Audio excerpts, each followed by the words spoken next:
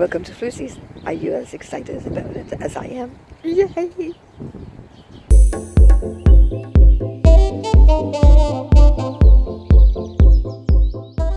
Hello and welcome inside where it's much warmer.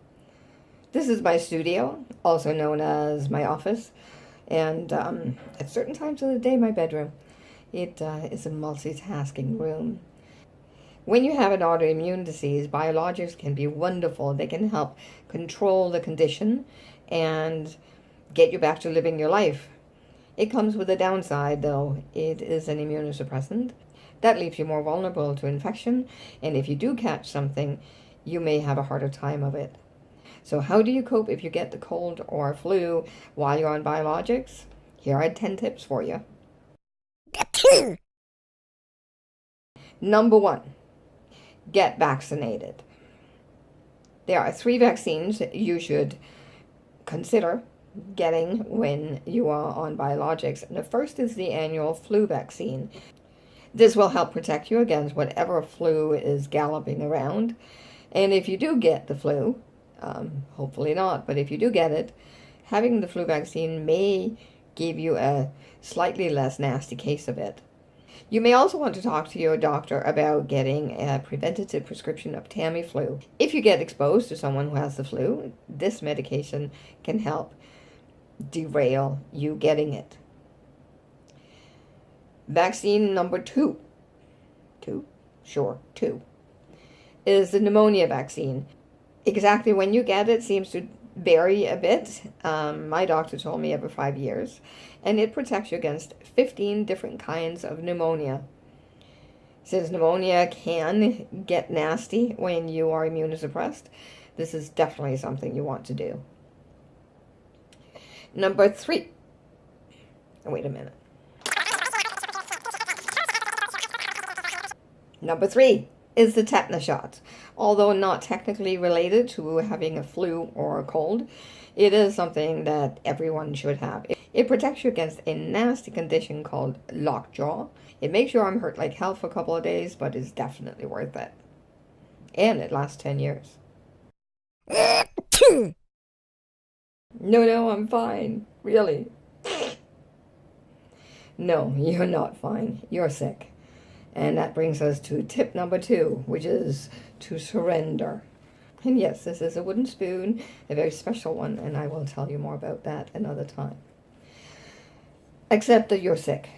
Embrace it even. Don't try to push through as so many of us does, because it's only going to, well, bite you in the ass. Yeah, I can say ass on YouTube, can't I? And that brings me to tip number 3, which is to call in sick. Please do all of us a favor, including yourself. Stay home if you're contagious and actively feeling like crap. Not only do you need to stay home to heal and get better, but here's the other thing.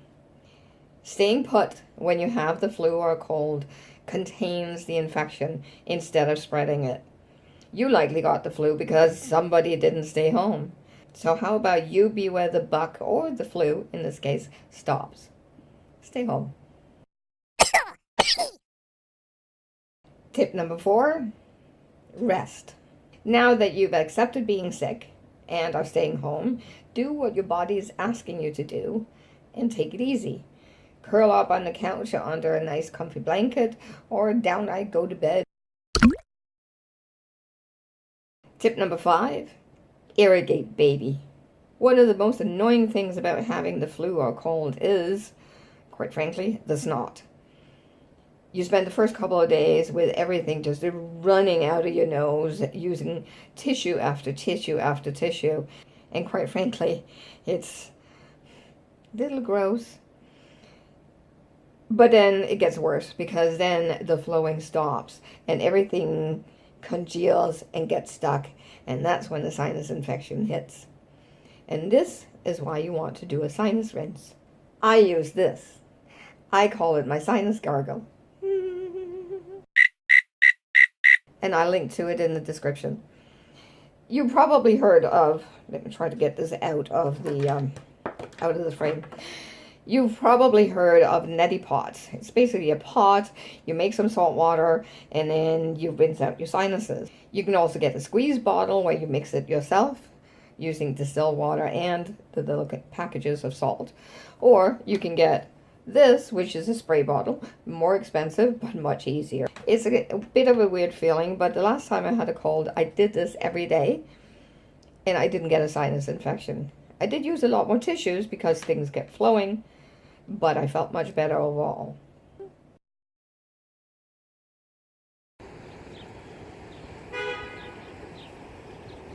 Well, that was less idyllic.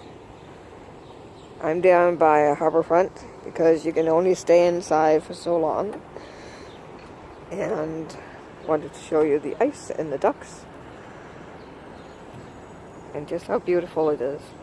Also less cold, which is important. Is it spring yet? Don't think so. But on to the next thing, which is getting nourishment. When you're sick, you're going to need fuel to get better.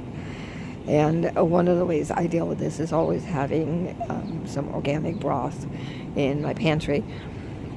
Then I can eat it like it is, which if I'm somewhat nauseated, or maybe make some soup if I'm up to it. And there, we have a plane getting in my way. You see it? Alright. However, if you're not up to eating, like if you're actually throwing up or have the runs, the brat diet is the way to go. That's bananas, rice, applesauce, and toast. Not only does it give you some much needed vitamins and potassium from the bananas, but the rice can also, and I believe the toast, can help put a bit of a plug in you. Nourishment isn't just about what you put in your stomach, but also what you put in your mind. And when you're sick, go for trashy Netflix movies, catch up on a binge fest of something you've been saving, or read a trashy book. It'll make you feel better. Which brings me to number 7, embrace the sucky. You are going to feel sucky when you're sick. You may even feel cranky and weepy and downright grumpy. You might as well just sort of embrace it and give yourself permission to be a suck. I don't know about you, but when I'm sick, I want my mommy. I don't actually want my mother in the house because I tend to want to be alone. But I want the feeling she used to give me when I was sick, of being protected and taken care of. If you're grown up and your mommy is either too busy or not around, or like me, you prefer to be alone when you're sick, be your own mommy. Do what it is that sort of says taken care of for you. For me, it's Ribena with lots of ice cubes. For a friend of mine, it's cream of wheat and rubbing Vicks on her chest. Whatever it is, be your own mommy. No idea what's going on, but there's a duck in the water that was yelling a lot, and all of a sudden, half of them came up here. Now they seem to be mainly waiting to go down back in the water. And there's 2 of them fighting over there. But yeah, I'm surrounded by ducks all of a sudden.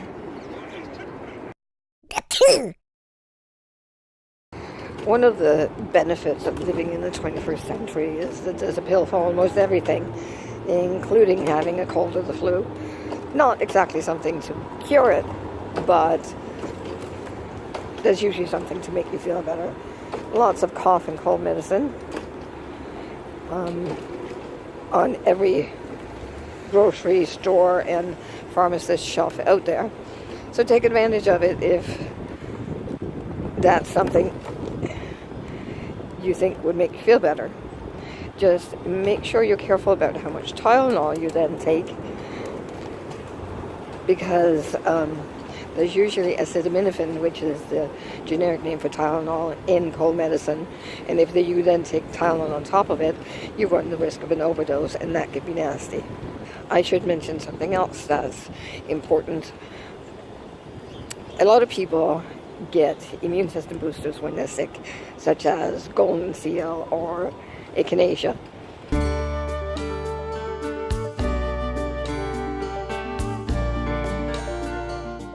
For number 9, I went and hid in the bushes, hopefully a little out of the wind. Number 9 is go slow going back.